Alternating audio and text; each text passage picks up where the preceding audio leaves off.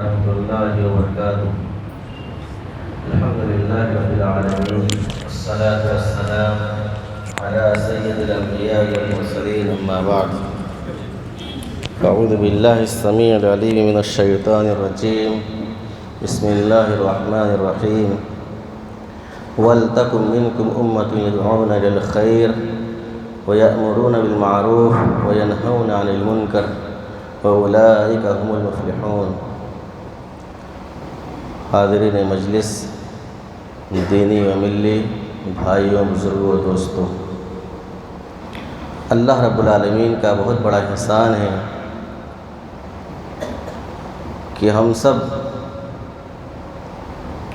اسلام جیسی عظیم نعمت سے مالا مال ہوئے، اور اللہ رب العالمین کے فضل و کرم سے ہم سب صحیح دین پر عمل کرنے والے ہوئے۔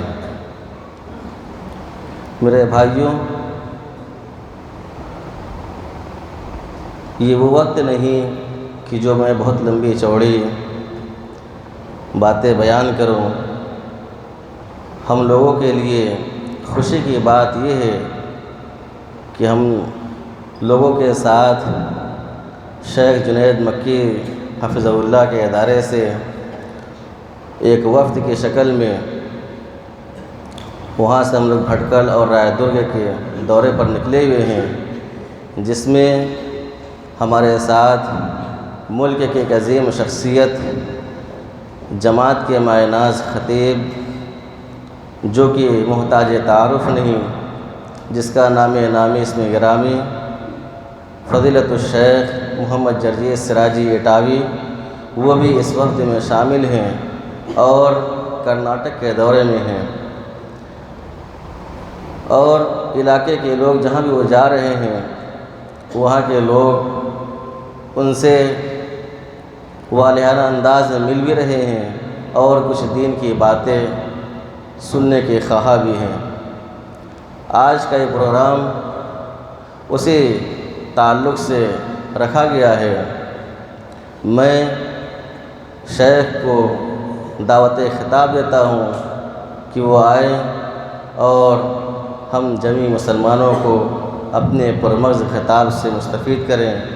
مائک پر فضیلت الشیخ محمد جرجیس سراجی اٹاوی۔ ہمدردان قوم و ملت چلے آئیے، ہمدردان قوم و ملت چلے آئیے، شہنشاہ خطابت چلے آئیے۔ مائک پر فضیلت الشیخ محمد جرجیس سراجی اٹاوی، امیر صوبائی جمعیت اہل حدیث مغربی یوپی۔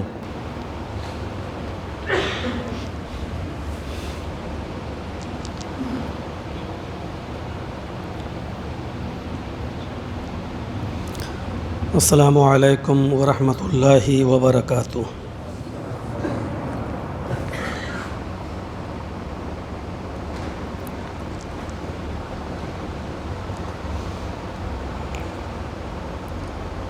الحمد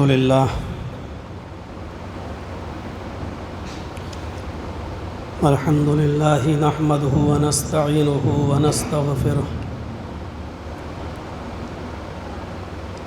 ونعوذ باللہ من شرور انفسنا ومن سیئات اعمالنا،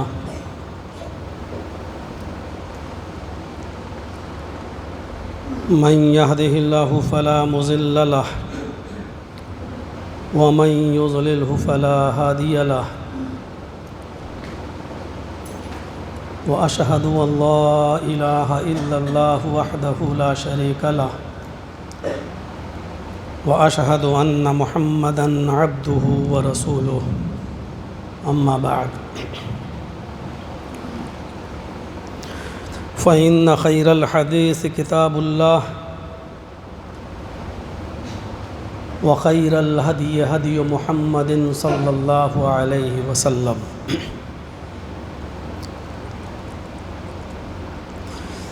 وشر الأمور محدثاتها، وكل محدثة بدعة، وكل بدعة ضلالة، وكل ضلالة في النار۔ أعوذ بالله من الشيطان الرجيم، بسم الله الرحمن الرحيم۔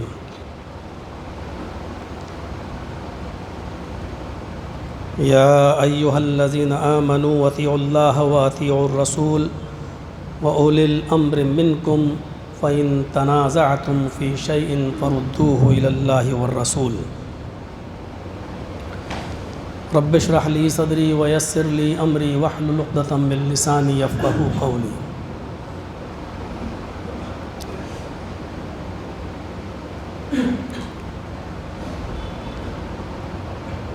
آپ کی اس بستی میں میں پہلی بار تشریف لا رہا ہوں.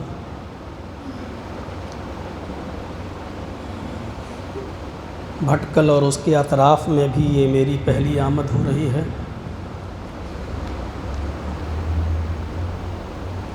پہلے تو میں نے سنا تھا اس بستی کے بارے میں، پھر کتابوں میں پڑھا بھی ہے، اور آج اپنی آنکھوں سے میں دیکھ بھی رہا ہوں. بہت علمی سرزمین ہے. سرزمین نے بڑے بڑے علماء کو جنم دیا ہے.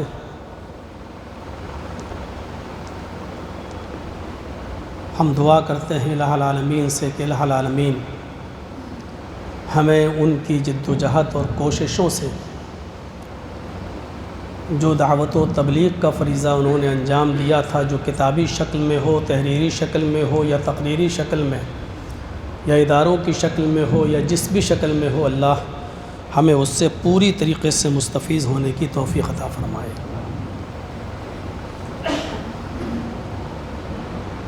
اشتہار میں نے آج ہی دیکھا ہے، آپ کا چھوٹا سا پمفلٹ.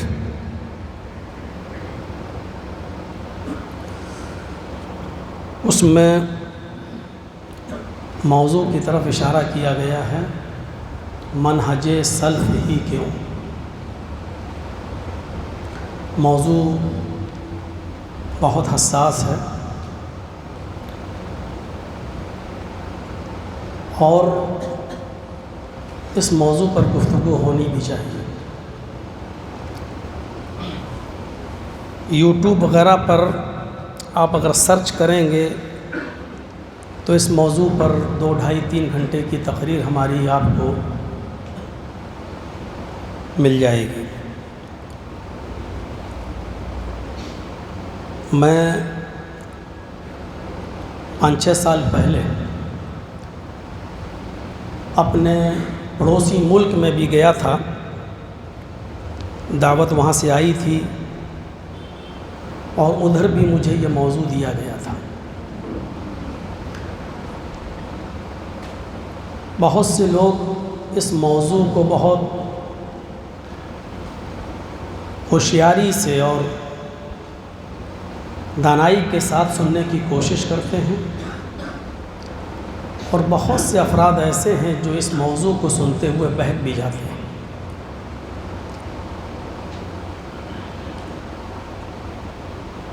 منہج سلف ہی کیوں، اور آپ کے امام محترم نے اشارہ بھی کیا ہے کہ مختصر سا درس ہوگا، آدھا گھنٹہ 45 منٹ کا یہ درس. دعا کیجیے اللہ رب العالمین سے کہ الہ العالمین جو باتیں کہی جائیں کہنے والے کو بھی اور سننے والوں کو بھی عمل کی پوری توفیق عطا فرمائے.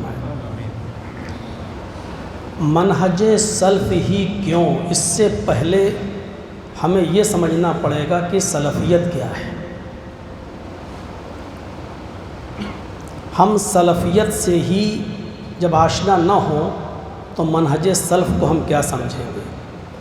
یہ بالکل ایسے ہی ہے جیسے کسی سے کہہ دیا جائے کہ محمد رسول اللہ پر آپ خطاب کیجئے، جبکہ اس کا پہلا جز ہے لا الہ الا اللہ.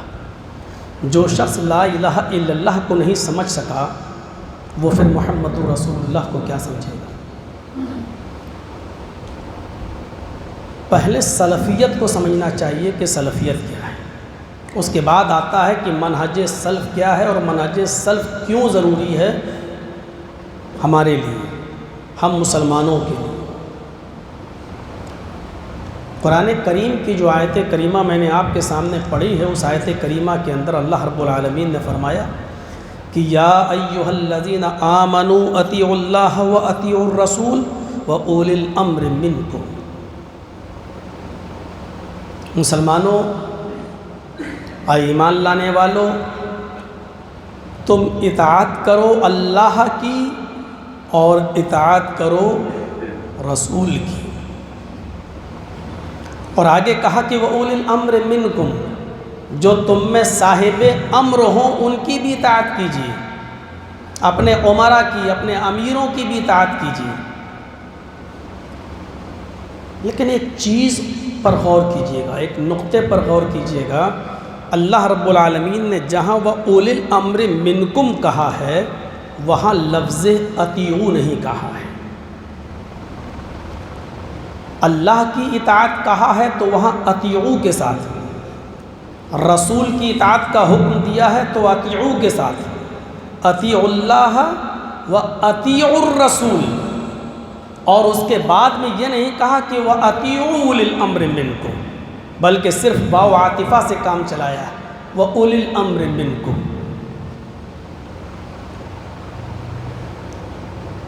اللہ کی اطاعت مستقل اطاعت ہے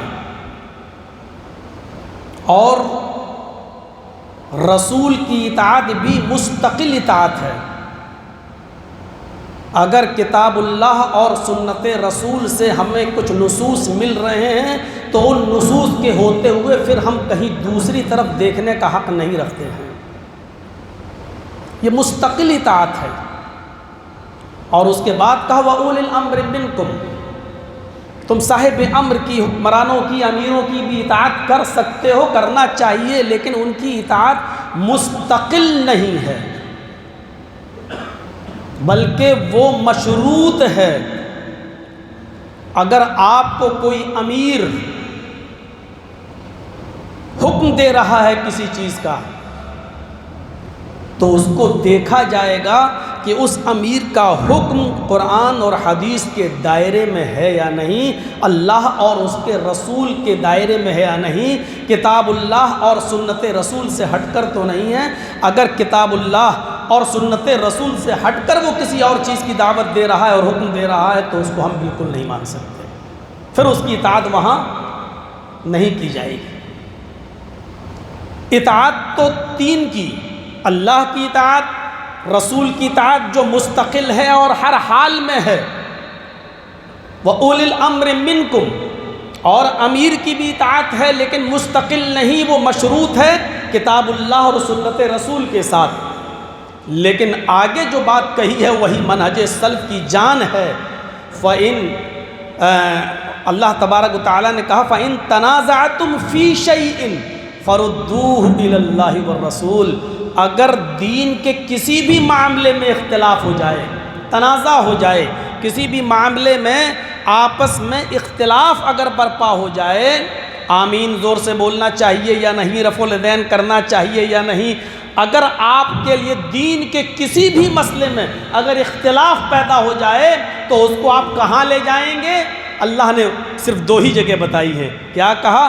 فَرُدُّوهُ إِلَى اللَّهِ وَالرَّسُولِ، تو اس اختلاف کا حل صرف دو ہی جگہ ہے، اللہ اور رسول کے پاس، وہاں اولی الامر منکم کو ختم کر دیا، جبکہ اطاعت تو تین کی بتائی ہے، اللہ کی بھی اطاعت، رسول کی بھی اطاعت، وَأُولِي الْأَمْرِ مِنْكُمْ، چلو مان لو بزرگوں کی بھی اطاعت، تھوڑی دیر کے لیے مان لو امیروں کی بھی اطاعت، تھوڑی دیر کے لیے مان لو آپ اہل علم کی بھی اطاعت، لیکن اگر تنازع پیدا ہو جائے، اختلاف پیدا ہو جائے تو کوئی بزرگ اس کا حل نہیں ڈھونڈے گا، کوئی امیر کے پاس اس کے حل کو تلاش کرنے کے لیے آپ نہیں جائیں گے، بلکہ اس کا حل کہاں ملے گا آپ کو؟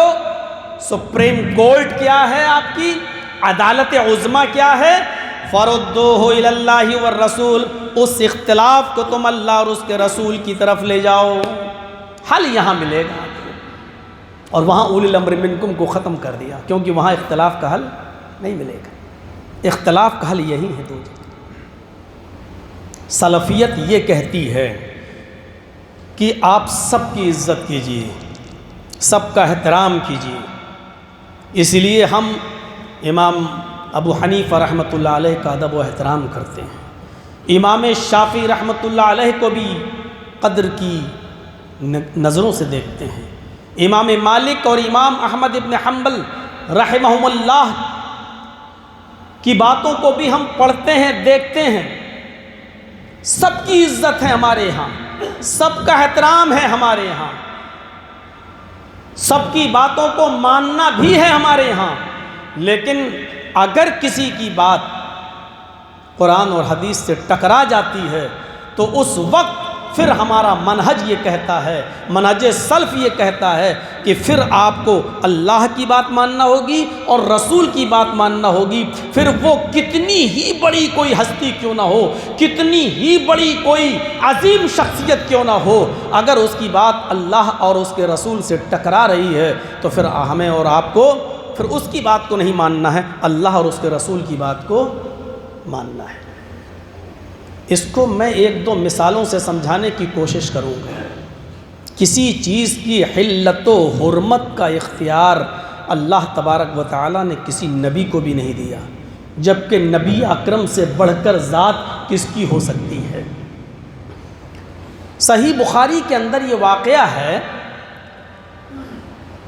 کہ اللہ کے نبی صلی اللہ علیہ وسلم کا ایک معمول تھا، آپ عصر کی نماز پڑھانے کے بعد اپنی جو بیویاں تھیں آپ کی، آپ ان کے پاس تھوڑی تھوڑی دیر کے لیے جایا کرتے تھے، تھوڑی دیر کے لیے یہاں گئے، یہاں سے نکلے دوسری بیوی کے پاس گئے، دوسری بیوی کے پاس سے نکلے تیسری بیوی کے پاس گئے، تیسری بیوی کے پاس سے نکلے چوتھی بیوی کے پاس گئے، یہ آپ کا معمول تھا۔ ایک دن نبی اکرم صلی اللہ علیہ وسلم کی ایک بیوی حضرت زینب کے پاس کہیں سے شہد آیا ہوا تھا، تو اللہ کے رسول بیویوں کے پاس جاتے جاتے ان کے پاس بھی چلے گئے، تو انہوں نے کہا اللہ کے رسول بیٹھ جائیے، میرے سرتاج بیٹھ جائیے، میں آپ کے لیے شہد کا شربت بنا کر لاتی ہوں۔ تو اللہ کے نبی صلی اللہ علیہ وسلم وہاں بیٹھ گئے اور حضرت زینب بنت جہش نے شہد کا شربت بنا کر نبی اکرم صلی اللہ علیہ وسلم کو پیش کیا۔ شہد چونکہ کافی تھا، اس لیے حضرت زینب نے معمول بنا لیا کہ جب تک یہ شہد رہے گا ہم اللہ کے رسول صلی اللہ علیہ وسلم کو یہ شہد کا شربت پلاتے رہیں گے۔ تو آپ اگر کسی کے ہاں 2 منٹ رک رہے ہیں تو زینب کے یہاں آپ 7-8 منٹ رک جاتے تھے شربت کے پینے کے لیے۔ حضرت عائشہ اور دوسری دیگر آپ کی جو بیویوں کو یہ چیز اچھی نہیں لگی کہ آپ ہم کو کم ٹائم دے رہے ہیں اور ان کے پاس زیادہ بیٹھ جاتے ہیں، یہ فطری چیز ہے۔ حضرت عائشہ اور دوسری جو بیویاں تھیں وہ بھی انسان تھیں فطرت سے، وہ بھی فطرت سے مجبور تھیں۔ اب یہ پسند نہیں آ رہا ہے کہ اللہ کے رسول ان کے یہاں زیادہ دیر کیوں بیٹھ جاتے ہیں، کیوں تشریف رکھتے ہیں۔ غور کیجیے گا، جو چیز بتانے کی ہے وہ میں آپ کو بتانا چاہتا ہوں۔ تو ساری بیویوں نے صلاح کر لی کہ اللہ کے رسول وہاں سے نکلیں گے اور جس بیوی کے گھر جائیں گے ساری بیویاں نبی اکرم سے یہ کہنا کہ آپ کے منہ سے مغافیر کی بو آ رہی ہے۔ مغافیر ایک پھول ہوتا ہے جس کے اندر سے درگندھ نکلتی ہے، بدبو نکلتی ہے، اس کی خوشبو نہیں ہوتی بلکہ اس میں سے بدبو نکلتی ہے، اس کی بدبو پسند نہیں کی جاتی۔ ساری بیویاں یہ کہیں کہ آپ کے منہ سے تو مغافیر کی بو آ رہی ہے، اور ایسا ہی ہوا۔ اللہ کے نبی صلی اللہ علیہ وسلم اپنی بیوی زینب بنت جہش کے گھر سے نکلے اور دوسری بیویوں کے یہاں گئے، تو جس کے یہاں گئے اس نے کہا کہاں سے آ رہے ہیں، آپ نے کیا کھایا ہے، آپ کے منہ سے تو مغافیر کی بو آ رہی ہے۔ آپ نے کہا ہو سکتا ہے ان کی ناک زیادہ کشادہ ہو، ان کو زیادہ سنگھائی دیتا ہو۔ دوسری بیوی کے یہاں گئے، اس نے بھی یہی کہا، تیسری کے پاس گئے، اس نے بھی یہی کہا۔ تب آپ کو یقین ہو گیا کہ نہیں، میرے منہ سے مغافیر کی بو آ رہی ہے، کیونکہ ایک بیوی تو یہ کہہ سکتی ہے لیکن ساری کہہ رہی ہیں۔ تو اللہ کے نبی صلی اللہ علیہ وسلم نے فرمایا کہ آج کے بعد میں شہد کو ہاتھ نہیں لگاؤں گا، اب میں شہد استعمال نہیں کروں گا۔ دیکھیے، آپ نے اس کو اپنے اوپر حرام بھی نہیں کیا، آپ نے صرف اس کو ناپسند کیا کہ آج کے بعد میں شہد کو ہاتھ نہیں لگاؤں گا، میں استعمال نہیں کروں گا۔ صرف اتنا کہا اللہ رب العالمین نے آسمان سے جبریل امین کو بھیج دیا قرآن کی آیت لے کر، یا ایھا النبی لما تحرم ما احل اللہ لک تبتغی مرضات ازواجک، اے میرے نبی جس چیز کو اللہ نے آپ کے لیے حلال کر دیا ہے اس چیز کو آپ کون ہوتے ہیں حرام کرنے والے؟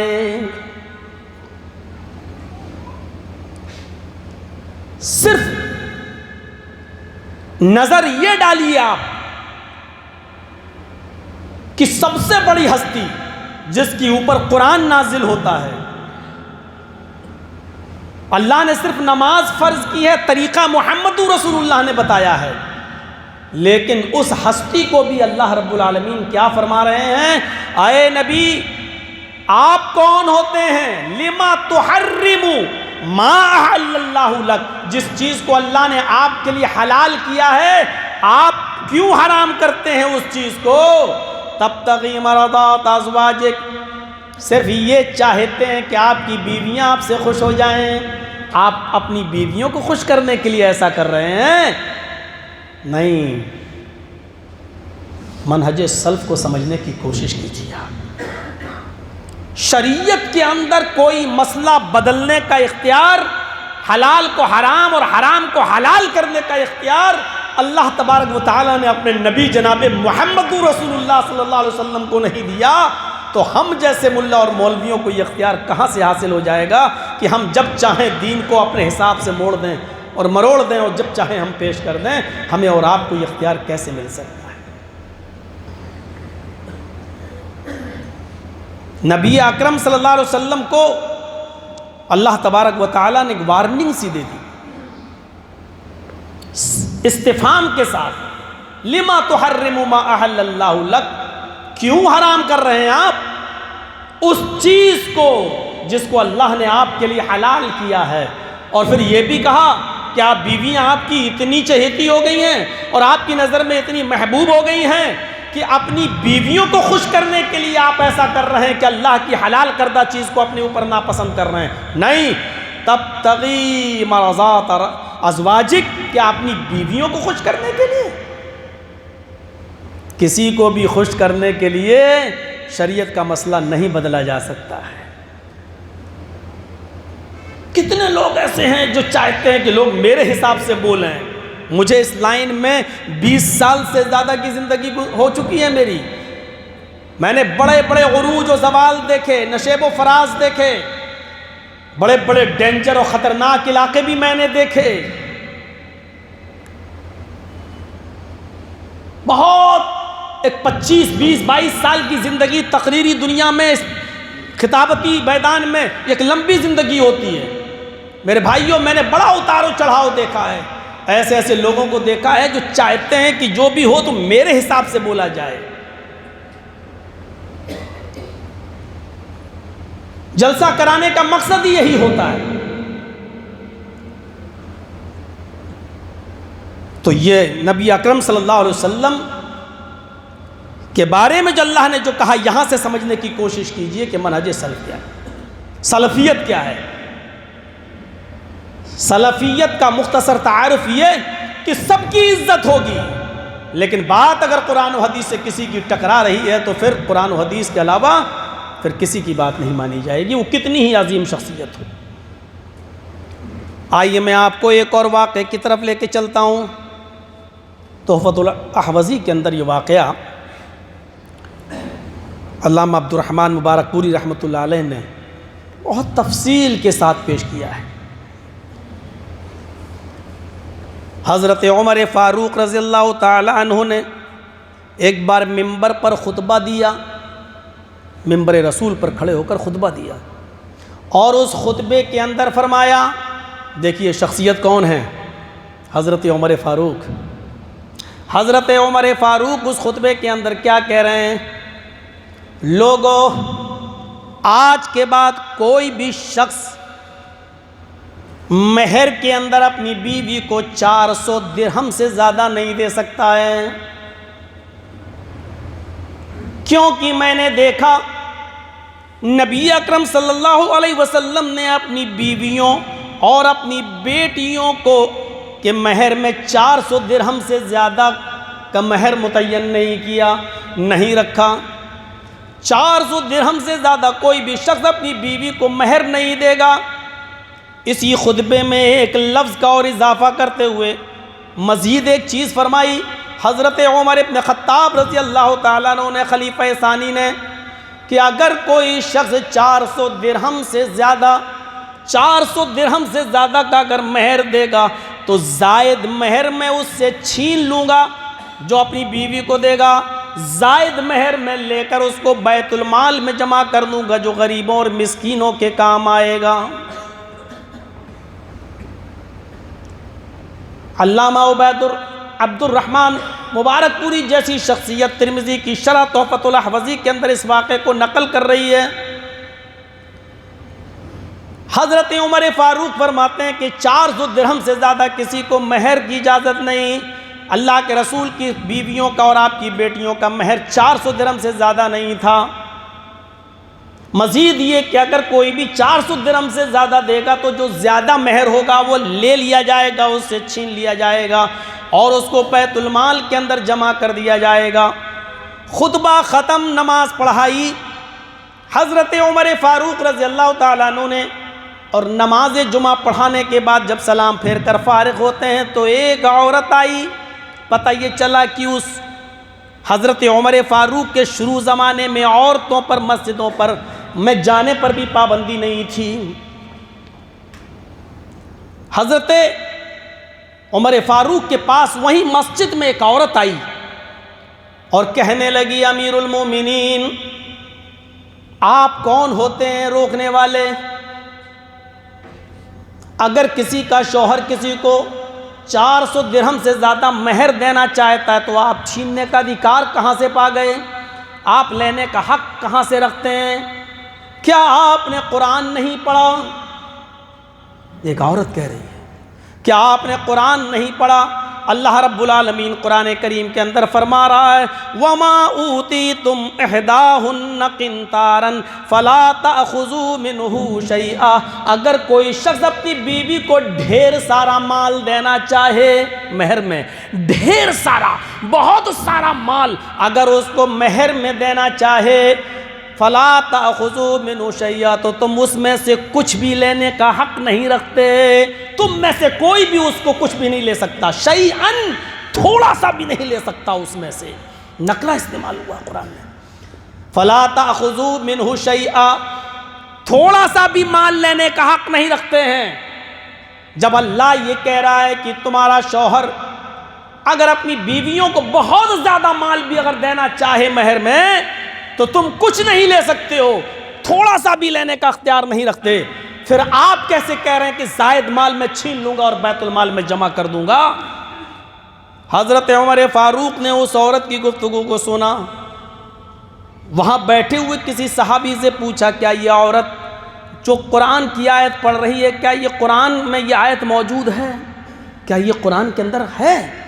لوگوں نے بتایا ہاں قرآن کے اندر یہ آیت موجود ہے۔ حدیث کے الفاظ ہیں، حضرت عمر فاروق دوبارہ ممبر کے اوپر چڑھتے ہیں اور اپنی خطا اور اپنی غلطی سے رجوع کرتے ہیں اور کہتے ہیں اصابت امرأۃ واخطا رجل، ایک عورت نے صحیح بات کی ہے اور ایک مرد نے خطا کی ہے، حضرت عمر نے غلطی کی ہے، یہ میری اجتہادی غلطی تھی۔ اب کوئی بھی قرآن کریم کی اس آیت کے آ جانے کے بعد اب میں تم لوگوں کو آزاد کرتا ہوں، جو شخص بھی اپنی بیوی کو جتنا زیادہ مہر دینا چاہے دے سکتا ہے، میں اس میں سے کچھ بھی لینے کا حق نہیں رکھتا ہوں۔ قرآن کریم کی آیت کے آ جانے کے بعد اب میرا پاور ختم ہو جاتا ہے، اب میں کوئی مہر نہیں لے سکتا زائد، چاہے جتنا تم دو، کیونکہ اصابت امرأۃ، ایک عورت نے صحیح بات کہی ہے، اخطا رجل، اور ایک مرد سے خطا ہوئی ہے۔ دیکھ رہے ہیں آپ حضرت عمر فاروق کون سی شخصیت ہے جن کے علم کا اعتراف خود نبی اکرم نے کیا ہے، یہ وہ شخصیت ہیں کہ جن کے بارے میں خود اللہ کے نبی نے کبھی فرمایا تھا کہ لو کان بعدی نبی لکان عمر، اگر میرے بعد نبوت کا سلسلہ جاری رہتا تو عمر فاروق میرے بعد نبی بنتے۔ جن کے بارے میں یہ کہا ہو، حضرت عمر فاروق سے اجتہادی غلطی ہو رہی ہے۔ سلفیت کا تعارف یہ ہے، سلفیت یہ کہتی ہے شخصیت کتنی ہی بڑی کیوں نہ ہو، لیکن قرآن کی آیت آ جانے کے بعد پھر قرآن کی مانی جائے گی، اس شخصیت کی بات تسلیم نہیں کی جائے گی۔ اور اسی کا تعارف کرایا تھا حضرت عمر نے کہ دیکھو میرے مناقب بہت ہوں گے، میری فضیلت بہت ہے، اللہ کے رسول نے سب کچھ بتایا، لیکن میں مقام و مرتبے میں جناب محمد رسول اللہ سے اوپر نہیں ہوں۔ سلفیت کا تقاضا یہ کہتا ہے کہ اس وقت عمر فاروق کی بات کو چھوڑ دیا جائے گا اور محمد رسول اللہ صلی اللہ علیہ وسلم کی بات کو لیا جائے گا۔ یہی ہے سلفیت، اور سلفیت اس لیے ضروری بھی ہے۔ ویسے آپ کہاں جائیں گے؟ کتنی جگہ بھٹکیں گے؟ اگر ہم آزاد چھوڑ دیں اور ہم باندھیں نہیں کسی چیز سے آپ کو، تو میرے بھائیو آپ گنتی نہیں گن پائیں گے۔ اللہ کے رسول نے تو قیامت سے پہلے کہا تھا کہ ہماری بنی اسرائیل 72 فرقوں میں بٹی تھی، میری امت 73 فرقوں میں بٹے گی۔ اور عبد القادر جیلانی بغدادی رحمۃ اللہ علیہ کی کتاب پڑھیں غنیۃ الطالبین، انہوں نے 72 فرقوں کے نام تو غنیۃ الطالبین میں لکھ ڈالے، یعنی جو پیدا ہو چکے ہیں۔ 72 فرقے پیدا ہو چکے ہیں، غور کیجئے، 72 فرقوں کے نام غنیۃ الطالبین میں درج ہیں، انہوں نے لکھ دیے ہیں۔ اب غور کرو، ابھی قیامت ابھی تو فی الحال نہیں آ رہی، بہت سی نشانیاں، بہت سی علامتیں باقی ہیں۔ قیامت سے پہلے ان فرقوں کے بھی فرقے کتنے نکلیں گے، اس میں سے بھی فروعی چیزیں کتنی نکلیں گی، اور کہاں تک پہنچے گا اگر ہم کسی کو آزاد چھوڑ دیں آپ، تو ہم کہاں جائیں گے؟ حضرت عمر فاروق کے اس واقعے نے بتا دیا ہے شخصیت کتنی بھی بڑی ہو۔ اچھا یہ بتائیے، حضرت عمر فاروق کی بات کو اگر ہم نہیں مان کر اللہ کے رسول کی بات مان رہے ہیں تو کیا عمر فاروق کی شان میں گستاخی ہو رہی ہے کیا؟ اسی طریقے سے اگر قرآن و حدیث مان کر اس وقت کسی بزرگ کی اور کسی امام کی بات اگر چھوٹ رہی اور ہم اس کو فالو نہیں کر پا رہے ہیں تو اس میں امام کی توہین کہاں ہے؟ اماموں نے تو خود کہا تھا، ائمہ نے تو خود کہا تھا اذا صح الحدیث فہو مذہبی، جب صحیح حدیث آ جائے تو اسی کو مان لینا، وہی میرا مذہب ہے۔ تو میرے بھائیو اس میں کوئی اماموں کی توہین نہیں ہے، ائمہ تو خود یہ کہہ کر گئے ہیں کہ جب صحیح حدیث آ جائے تو اسی پر عمل کرنا وہی میرا مذہب ہے۔ قیاس بھی ضروری نہیں ہے کہ آپ کا قیاس اور ہمارا قیاس دونوں کا ایک ہی ہو۔ آئیے صحیح بخاری کی روایت میں ہم آپ کو سمجھائیں۔ ایک سفر تھا، حضرت عمر فاروق بھی سفر کر رہے ہیں اور حضرت عمار ابن یاسر بھی سفر کر رہے ہیں، دونوں قدیم صحابہ، دونوں نے پرانا زمانہ پایا ہے۔ حضرت عمر فاروق نے بھی اور حضرت عمار ابن یاسر نے بھی۔ تعجب کریں گے آپ اس واقعے کو سننے کے بعد، بخاری کے اندر یہ واقعہ ہے۔ ایک سفر میں ہیں، جنگل سے گزر ہو رہا ہے، رات میں خیمہ ڈالتے ہیں کہ یہاں سو لو، صبح نکلا جائے گا، فجر کی نماز پڑھ کے ہم لوگ آگے بڑھیں گے۔ چادر بچھائی، وہیں جنگل میں لیٹ گئے۔ اتفاق سے دونوں فجر کی نماز پڑھنے کے لیے جب صبح اٹھتے ہیں تو دونوں جنبی ہو جاتے ہیں، دونوں کو غسل کی ضرورت پیش آ جاتی ہے۔ انسان ہے، فطرت سب کے ساتھ لگی ہوئی ہے۔ حضرت عمر فاروق کو بھی غسل کی ضرورت پیش آ جاتی ہے، حضرت عمار کو بھی غسل کی ضرورت پیش آ جاتی ہے۔ حضرت عمر کو مسئلہ نہیں معلوم کہ اگر کوئی شخص جنبی ہو جائے اور پانی نہ ملتا ہو، ہمارے پاس پانی نہیں ہے تو اب کیا کریں؟ لیکن حضرت عمار کو مسئلہ معلوم ہے۔ حضرت عمار نے حضرت عمر سے کہا، اللہ کے رسول صلی اللہ علیہ وسلم کو میں نے یہ فرماتے ہوئے سنا ہے کہ جب پانی نہ ملے تو پاک مٹی سے تیمم کر لیا کرو، اس لیے ہمارے پاس پانی کا بدل مٹی ہے، ہم تیمم کریں گے۔ حضرت عمر فاروق نے فرمایا کہ جس مجلس میں اللہ کے نبی صلی اللہ علیہ وسلم نے یہ فرمایا تھا اس مجلس میں میں بھی موجود تھا، لیکن آپ نے یہ فرمایا تھا کہ وضو کے لیے پانی نہ ملے تو تیمم کر لیا کرو پاک مٹی سے۔ ہمیں یہاں وضو کی نہیں غسل کی ضرورت ہے. ہمیں وضو کے لیے پانی نہیں مل رہا ہے, ہمیں غسل کے لیے نہیں مل رہا ہے. دیکھ رہے ہیں آپ؟ آئے عمار, جس مجلس میں تم موجود تھے اسی مجلس میں میں بھی تھا. ایمانداری کے ساتھ بتاؤ کہ اللہ کے رسول نے یہ نہیں فرمایا کہ جب تمہیں وضو کے لیے پانی نہ ملے تو تم پاک مٹی سے تیمم کر لیا کرو؟ کیا یہ نہیں فرمایا تھا؟ تو حضرت عمار نے کہا یہی فرمایا تھا. تو کہا ہمیں تو ضرورت غسل کی ہے. تو حضرت عمار کہتے ہیں وضو کے لیے ہمیں چند چیزیں دھونا پڑتی ہیں, ہاتھ ہے, یہ ہے وہ, اور غسل کے لیے پورا جسم دھونا پڑتا ہے. تو وضو کا تیمم چھوٹا ہے, غسل کا تیمم ہم بڑا کر لیتے ہیں. بخاری کی حدیث کے الفاظ پر غور کیجئے گا. حضرت عمار کیا کرتے ہیں؟ بخاری کے الفاظ ہیں, تمرغت کما تمرغ الدابہ.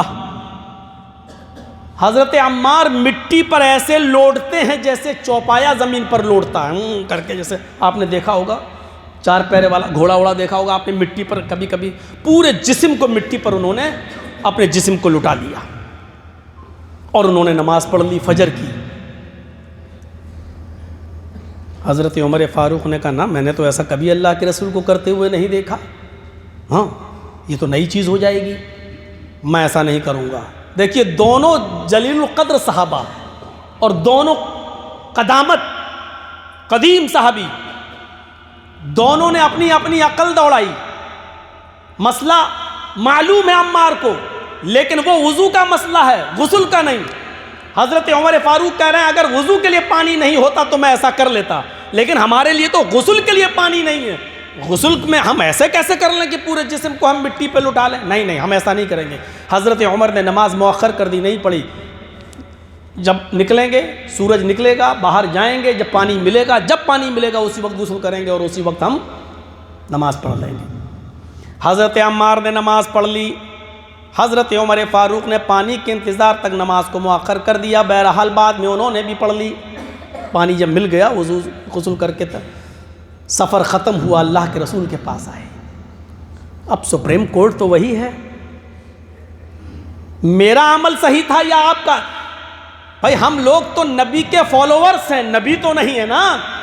اب اس مقدمے کو اللہ کے رسول کی عدالت میں ہم لے کے چلیں گے یہ دیکھنے کے لیے کہ اللہ کے رسول کیا فیصلہ کرتے ہیں. میرا کام صحیح تھا.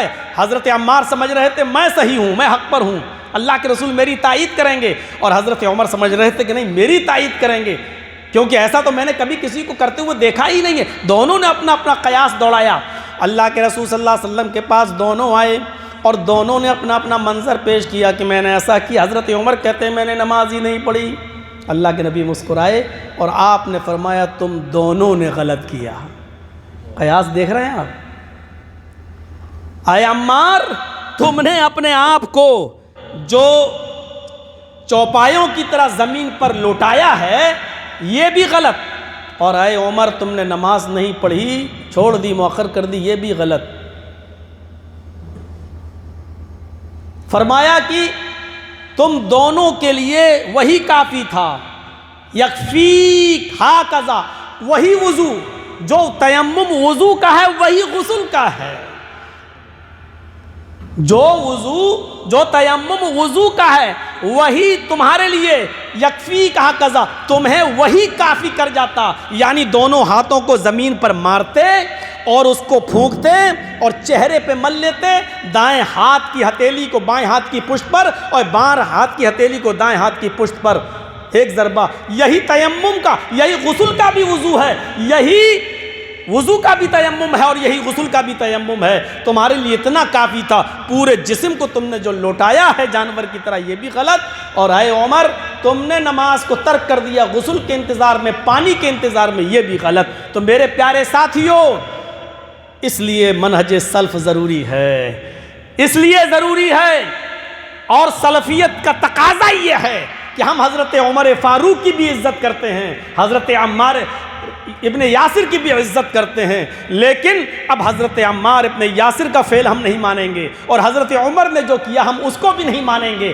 اب حضرت عمر فاروق کا فعل ختم، حضرت عمار کا لوٹنا ختم۔ نبی اکرم نے کہہ دیا ہاں قضا یکفیک، تمہارے لیے تیمم میں وہی کافی تھا، یعنی وضو والا تیمم کافی تھا۔ اب رسول اللہ صلی اللہ علیہ وسلم کی طرف سے جب حدیث آ گئی، آپ کا فرمان آ گیا، تو ساری چیزیں ختم ہیں۔ یہی ہے سلفیت میرے بھائیوں، یہی سلفیت کا تعارف ہے۔ ہمارے یہاں عزت سب کی ہے، ہمارے یہاں احترام سب کا ہے، ہمارے یہاں بزرگی کا ہم سب کا خیال رکھتے ہیں۔ ایک سے ایک بڑے لوگ اس دنیا میں پڑے ہوئے ہیں، اللہ رب العالمین ان کے علم میں اور اضافہ فرمائے۔ اللہ جو لوگ تیری رحمت کو پیارے ہو چکے ہیں، جو بزرگ جو ائمہ جا چکے ہیں، اللہ ان کے درجات تو بلند فرما، ان کی مغفرت فرما۔ لیکن بات اللہ اور اس کے رسول کی آ جانے کی بات پھر کسی اور کی نہیں مانی جا سکتی ہے۔ یہی سلفیت ہے میرے بھائیوں۔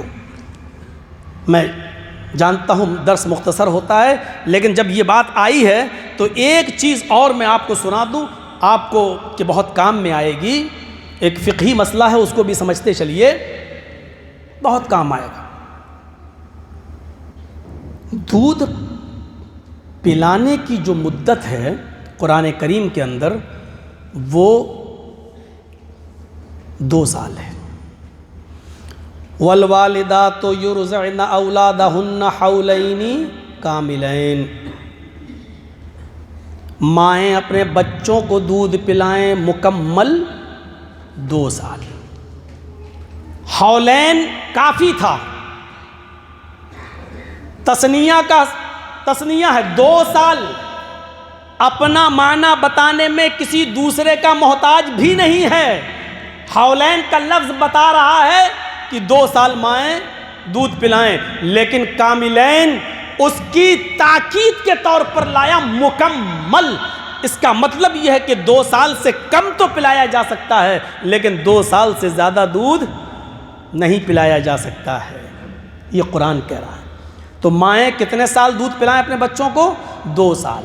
اللہ نے یہاں پلانے کی مدت بتائی 2 سال، اور ایک جگہ چھڑانے کی مدت بتا دی، وَفِصَالُهُ فِي عَامَيْن، مائیں اپنے بچوں کا دودھ چھڑائیں 2 سال میں۔ ادھر بھی بات وہی ہے، پلائیں 2 سال تک یا چھڑائیں 2 سال میں، یعنی 2 سال سے کم تو پلا سکتی ہیں، لیکن 2 سال سے زیادہ نہیں پلایا جا سکتا ہے۔ قرآن کریم کی ایک تیسری آیت ہے جس کے اندر احتمال باقی، اس کے اندر یہ آیا ہے وَحَمْلُهُ وَفِصَالُهُ 30 شَهْرًا۔ اس آیت کے اندر اللہ رب العالمین نے حمل کی اور دودھ چھڑانے کی دونوں کی مدتوں کو جمع کر دیا ہے کہ حمل کی اور دودھ چھڑانے کی مدت 30 مہینے ہے۔ یہیں سے تو اختلاف ہو گیا، کسی نے 30 مہینے دودھ پلانے ہی کی مدت لے لی، اور امام ابو حنیفہ رحمۃ اللہ علیہ کے نزدیک 2.5 سال تک عورت اپنے بچے کو دودھ پلا سکتی ہے، کیونکہ اس میں ہے کہ 3 مہینہ 30 مہینہ کا 2.5 سال ہو گیا۔ لیکن یہاں دونوں بتائیں، حملہ و فصالہ، حمل کی اور دودھ چھڑانے کی، یعنی دونوں کو جوڑ کر اللہ نے بتایا کہ مدت کتنی ہے؟ 30 مہینے۔ قرآن کی اس آیت سے مسئلہ یہ نکلتا ہے کہ 30 مہینے میں 2 سال یعنی 24 مہینے تو دودھ پلانے کے ہو گئے۔ اب کتنے بچے؟ 30 میں سے 24 مہینے دودھ پلانے کے ہو گئے، تو اب کتنے بچے؟ 6۔ جب 6 بچے تو یہ حمل کی اقل مدت ہے، یہ حمل کی اقل مدت ہے۔ اس آیت سے مطلب یہ نکلتا ہے کہ اگر کسی لڑکے کی شادی کسی لڑکی کے ساتھ ہو جاتی ہے، اور شادی کے بعد اگر کسی کے گھر میں 6 مہینے کے اندر کوئی بچہ پیدا ہوتا ہے، شادی کے بعد 6 ماہ کے بعد اگر بچہ پیدا ہوتا ہے، تو وہ بچہ جائز مانا جائے گا، وہ بچہ ناجائز نہیں مانا جائے گا، کیونکہ حمل کی اقل مدت 6 مہینہ ہے، اور دودھ پلانے کی 24 مہینے یعنی 2 سال 2 سال آپ ادھر نکال دیجئے تو 6 مہینے بچتے ہیں. یہ 6 مہینے اقل مدت ہے حمل کی. اور اس قسم کا ایک واقعہ حضرت عثمان غنی کے زمانے میں آ گیا تھا. حضرت عثمان غنی کے پاس ایک شخص آتا ہے اور کہتا ہے کہ عثمان امیر المومنین، خلیفہ تھے اس وقت، امیر المومنین میری شادی کو 6 مہینہ ہو گیا ہے. کہا جی تو؟ کہا کہ میرے گھر میں میری بیوی نے بچہ پیدا کیا ہے. مسئلے کے پوچھنے کی نوعیت کو آپ سمجھ رہے ہیں اچھی طریقے سے. پوچھنے کا مقصد یہ ہے، یعنی وہ یہ جاننا چاہتا ہے کہ میری بیوی نے 6 مہینے میں بچہ پیدا کیا ہے، میں اس بچے کو جائز مانوں یا ناجائز مانوں؟ تو حضرت عثمان غنی نے کہا کہ بچہ ناجائز ہے اور تمہاری بیوی کو رجم کیا جائے گا، تمہاری بیوی کو پتھروں سے مار مار کے ہلاک کیا جائے گا. یعنی ظاہر ہے کہ اس نے کسی دوسرے کے ساتھ کانٹیکٹ کیا ہے، ورنہ اتنی جلدی بچہ پیدا نہیں ہونا چاہیے. 6 مہینے میں قابل رجم ہے، اس کو رجم کر دو. حضرت علی رضی اللہ تعالیٰ عنہ کو یہ خبر پہنچتی ہے، وہ بھاگے بھاگے دوڑے دوڑے آئے، فوراً حضرت عثمان غنی کے پاس آئے اور تحقیق کرنے لگے. امیر المومنین کیا آپ نے ایسا ایسا فتویٰ دیا ہے؟ کہ ہاں، کل اس عورت کو سنسار کر دیا جائے گا، پتھروں سے مار مار کے رجم کر دیا جائے گا. کہا کیوں؟ اس لیے کہ اس نے شادی کے 6 مہینے کے بعد بچہ پیدا کیا ہے. حضرت علی رضی اللہ تعالیٰ عنہ فرماتے ہیں امیر المومنین کیا آپ قرآن نہیں پڑھتے؟ کیا آپ قرآن نہیں پڑھتے؟ حضرت عثمان غنی ہنستے ہوئے کہتے ہیں کہ واہ صاحب، ہم قرآن نہیں پڑھتے؟ قرآن میں کہیں لکھا ہے کہ 6 مہینے میں جو بچہ پیدا ہو جائے وہ جائز ہے؟ حضرت علی رضی اللہ تعالیٰ عنہ کہتے ہیں ہاں لکھا ہے. کہاں لکھا ہے؟ کہا والوالدات یرضعن اولادہن حولین کاملین، مائیں اپنے بچے کو دودھ پلائیں مکمل 2 سال. فرمایا یہ تو دودھ پلانے کی مدت ہے، یہاں 6 مہینے میں بچہ پیدا ہوا ہے. حضرت علی کہتے ہیں وہ فصالہ فی عامین، 2 سال میں دودھ چھڑائیں. فرمایا یہ تو ایک ہی بات ہے، پلائیں یا چھڑائیں، اس سے بچے کا کیا تعلق ہے؟ بچہ تو 6 مہینے میں پیدا ہوا ہے. یہ تو میں بھی مانتا ہوں کہ بچے کو دودھ پلانے کی مدت 2 سال ہے، یہ تو میں بھی تسلیم کرتا ہوں. کہا کہ یہ بات مانتے ہیں نا آپ؟ بچے کی دودھ پلانے کی مدت 2 سال مانتے ہیں نا؟ حضرت عثمان غنی رضی اللہ تعالیٰ عنہ نے کہا ہاں ہم اس بات کو تسلیم کرتے ہیں، ہم اس بات کو مانتے ہیں. تو حضرت علی رضی اللہ تعالیٰ عنہ نے کہا کہ جب 2 سال مانتے ہیں تو 1 سال میں 12 مہینہ، 2 سال میں کتنا ہوا؟ کہا 24 مہینہ. 24 مہینہ دودھ پلانے کا ہے نا کہ ہاں.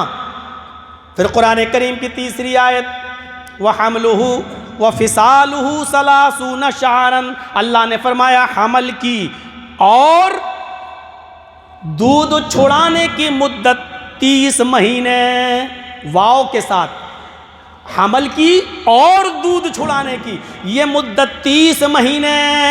جب یہ دونوں کی مدت 30 مہینے، اس میں سے 2 سال یعنی 24 مہینے دودھ چھڑانے کے الگ کر دو تو اب کتنے بچتے ہیں؟ حضرت عثمان نے کہا 6. فرمایا یہی اقل مدت حمل کی، یعنی 6 مہینے کے بعد بھی اگر بچہ پیدا ہو جائے تو جائز ماننا پڑے گا. حضرت عثمان غنی رضی اللہ تعالیٰ عنہ اپنا فتویٰ واپس لیتے ہیں اور فرماتے ہیں کہ تم نے بالکل صحیح کہا ہے، آج اگر علی نہ ہوتے تو میں ایک عورت کا قاتل بن جاتا، ایک عورت کے قتل، اس کے خون کا ذمہ میرے سر پہ ہوتا. حافظ ابن کثیر رحمت اللہ علیہ نے اس واقعے کو نقل کرنے کے بعد لکھا ہے ھذا استنباط قوی صحیح.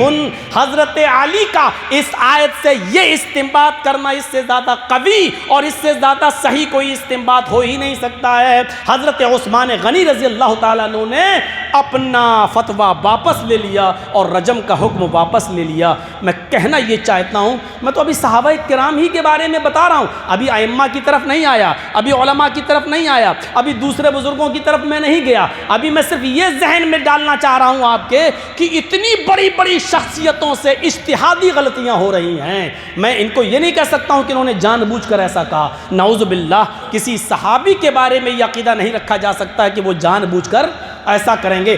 ہم یہ عقیدہ تو اپنے بزرگوں کے بارے میں بھی نہیں رکھ سکتے ہیں. اجتہادی غلطیاں ان سے ہو سکتی ہیں میرے بھائیوں، لیکن اجتہادی غلطی کا مطلب یہ نہیں ہے اگر کسی سے ہو جائے تو اس کو آنکھ بند کر کے مان لو. نہیں، اجتہادی غلطی حضرت عثمان غنی سے ہو رہی ہے، اور اگر آپ تھوڑی دیر کے لیے کلیجہ تھام کر بیٹھ جائیں تو اجتہادی غلطی نبیوں سے بھی ہوئی ہے. لیکن نبیوں کی اجتہادی غلطی اور صحابیوں کی اجتہادی غلطی میں فرق یہ ہے کہ نبیوں سے جب کوئی اجتہادی غلطی ہوتی ہے تو اللہ فوراً متنبہ کر دیتا ہے، لیکن صحابہ سے کوئی اجتہادی غلطی ہوتی ہے تو اللہ متنبہ نہیں کرتا ہے. جیسے حضرت عبداللہ ابن ام مکتوم جب آ گئے اللہ کے نبی کے پاس آ کر بیٹھ گئے تو آپ نے چہرہ گھما لیا،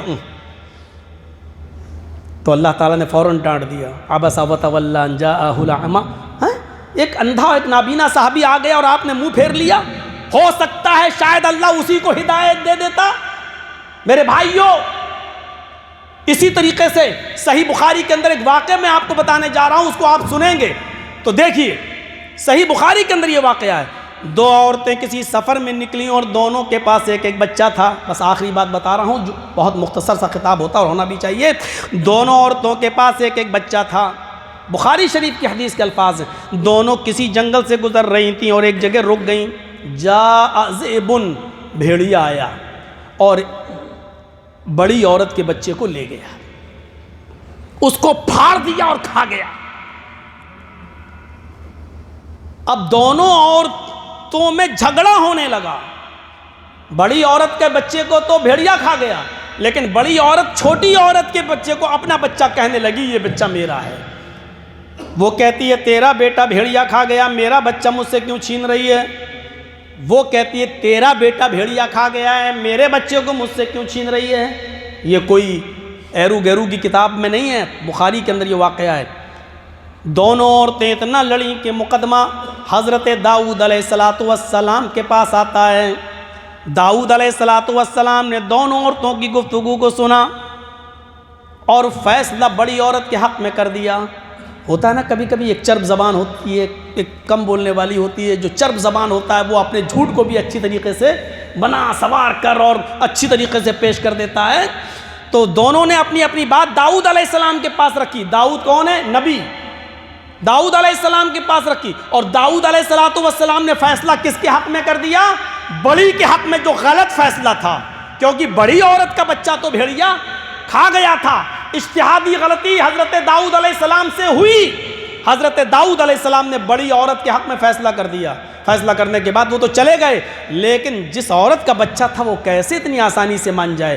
اس نے کہا نہیں، فیصلہ صحیح نہیں ہوا اور تم اچھی طریقے سے جانتی ہو، یہ اس کی چوٹی پکڑے وہ اس کی چوٹی پکڑے. لوگوں نے کہا یہ کیا معاملہ ہے، تم لوگ لڑ رہی ہو؟ داؤد علیہ السلام نے فیصلہ بھی کر دیا. کہا کہ داؤد علیہ السلام نے غلط فیصلہ کیا تو میں کیسے مان لوں؟ یہ معاملہ اتنا پیچیدہ ہو گیا کہ پھر داؤد علیہ السلام کے بیٹے حضرت سلیمان علیہ السلام کی عدالت میں آتا ہے. چلو اب اس مقدمے کو سلیمان علیہ السلام کی عدالت میں لایا جائے. یہ بھی اللہ کے نبی ہیں، صحیح فیصلہ کریں گے، صحیح فیصلہ کریں گے، لہذا لایا گیا ان دونوں عورتوں کو اور دونوں نے اپنی اپنی بات رکھی. حضرت سلیمان پتہ نہیں کیا فیصلہ کرنے والے تھے کہ بڑی عورت نے یہ کہہ دیا، اے سلیمان، آپ کے ابو میرے حق میں فیصلہ کر چکے ہیں، آپ بھی سوچ سمجھ کر فیصلہ کیجئے گا. حضرت سلیمان علیہ السلام نے کہا اچھا، یعنی تم میرے باپ داؤد علیہ السلام کے پاس جا چکی ہو؟ کہا جی. انہوں نے فیصلہ کر دیا. چھوٹی سے پوچھا تم نے اس فیصلے کو کیوں نہیں مانا؟ کہا میں کیسے مان لوں، جب بیٹا میرا ہے تو میں کیسے مان لوں، اس کے بچے کو بھیڑیا کھا گیا ہے. آج کل کا زمانہ تو تھا نہیں کہ ڈی این اے ٹیسٹ ہو جائے فوراً چلو پتہ چل جائے. یہ اس زمانے کی بات ہے جو نبی اکرم سے بھی بہت پہلے کا زمانہ. حضرت سلیمان علیہ السلام نے کہا پھر اس بات کی کیا گارنٹی کہ میں فیصلہ کروں اور پھر تم نہ مانو؟ ایسا کرو اس بچے کو میرے پاس لاؤ. بڑی عورت کے پاس بچہ تھا کیونکہ داؤد علیہ السلام نے اسی کو دیا تھا، اس نے دے دیا. لو، حضرت سلیمان علیہ السلام نے ایک حکمت بھری چال چلی. بخاری کی روایت، حضرت سلیمان علیہ السلام نے جاننا چاہا کہ حقیقی میں یہ بچہ کس کا ہے، سچ میں یہ بچہ کس کا ہے. اس کے لیے انہوں نے ایک چال چلی، بڑی حکمت بھری چال. انہوں نے کہا جی بسکین، اپنے خادم سے کہا جاؤ چھری لے کر آؤ۔ یہ دونوں عورتیں اس بچے کے لیے لڑ رہی ہیں، میں اس بچے کو بیچ سے 2 ٹکڑے کر دیتا ہوں، اس بچے کو میں کاٹ دیتا ہوں، ایک ٹکڑا اس عورت کو دے دیتا ہوں، ایک ٹکڑا اس عورت کو دے دیتا ہوں، لاؤ جلدی جاؤ چھری لے کر آؤ۔ بڑی عورت تو کوئی فرق نہیں پڑ رہا ہے اس کا بچہ ہی نہیں، وہ تو سوچ رہی میرا گیا تو اس کا بھی جائے۔ جیسی چھری آئی اور سلیمان علیہ السلام نے جیسی چھری اس بچے کی کمر پر رکھی، چھوٹی جس کا بچہ تھا وہ چیخ کر کہنے لگی لا نفعل ہاکذا واللہ ہوا ابنہا، اے سلیمان آپ اس بچے کو قتل نہیں کریں، اے سلیمان آپ اس بچے کا مرڈر نہ کریں، آپ اس بچے کو قتل نہ کریں، آپ ایسا مت کریں۔ واللہ ہوا ابنہا، اللہ کی قسم یہ اسی کا بیٹا ہے میرا نہیں ہے۔ یہ کہتے ہوئے وہ رو دی، یہ اسی کا بیٹا ہے میرا نہیں ہے، میں جھوٹ بول رہی ہوں، اس کا اسی کو دے دو۔ یعنی اس نے روتے ہوئے اس لیے یہ جملہ کہہ دیا کہ میرا بیٹا کٹ جائے گا تو کسی کے پاس نہیں رہے گا، کم سے کم اس کے پاس رہے زندہ تو رہے گا۔ چھوٹی عورت نے یہ جملہ کہا کہ واللہ ہوا ابنہا، یہ اسی کا، اللہ کی قسم میں جھوٹ بول رہی ہوں، اسی کا اسی کو دے دو، اور یہ کہہ کر روتے ہوئے جانے لگی۔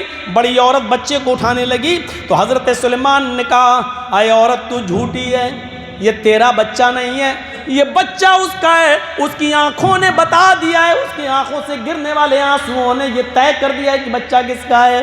جب میں اس بچے کو کاٹنے کے لیے جا رہا تھا تو تیرے اوپر کوئی فرق نہیں پڑ رہا تھا، اس عورت نے روکا ہے، اور روکتا وہی ہے جس کا بچہ ہو، جس کو اپنے بچے سے محبت ہو۔ آئے چھوٹی عورت ادھر آ، اس کو بلایا اور اٹھایا اور یہ بچہ دے دیا، اور کہا کہ میرے باپ سے اجتہادی غلطی ہو گئی تھی فیصلے میں، صحیح فیصلہ یہ ہے کہ یہ بچہ چھوٹی عورت کا ہے۔